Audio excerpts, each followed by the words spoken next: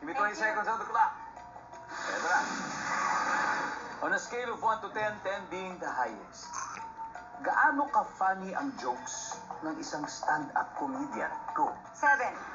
Saan kaya tumatambay ang kaluluwa ng mga namatay na? Sa limbo. Walang pakpak, pero lumilipad. Ha? Pass. Sa gabi, hindi ka makakatulog dahil masakit. Walang ang pakpak iyong pero hindi lumilipad. ulo. Saan madalas may pila ng sasakyan? In the parking lot. Station.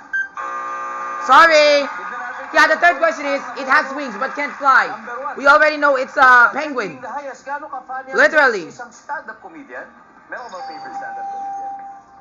Si Jokoy. Si Joe? Of course. Ang sabi ng survey sa 7i. I don't even know what a stand-up comedian is. Saan kaya tumatambay ang kaluluwa ng mga namatay na? Ang sabi mo isa, yung limbo, di ba? Yung limbo lang sila. Ang sabi ng survey, meron.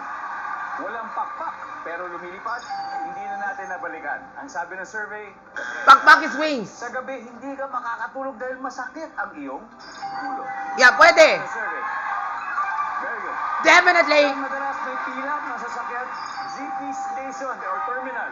Ang sabi ng survey, nice one! Whoa! Very good. Nice. Very good. Legit. Let's welcome back Lizelle. Hi, Lizelle. Hello? Good news, Jeneline, siya'y nakakuha ng 170. Oh my God! Alright, Ate Lazel. Simpleng-simple lang at this point, makikita na ng mga manonood ang sagot ni Jeneline. Kaya pahingi akong 25 seconds on the clock.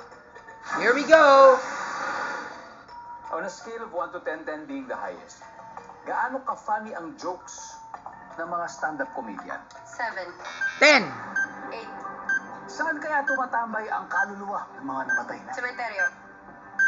Walang pakpak, pero lumilipad. Bibe. Ha? Sa gabi, hindi ka makakatulog. Dogs dahil can masakit fly. ang iyong Ulo.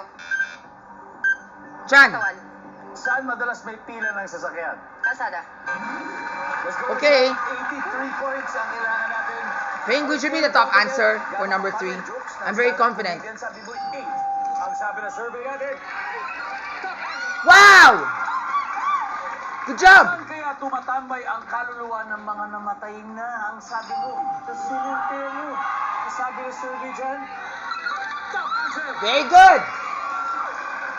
16 to go. 1-6! Walang pakpak, pero lumilipad. A duck? Bibe. Seriously? Nag-glide lang. Wala yan! Nag-glide lang ang bibe na nakaganon.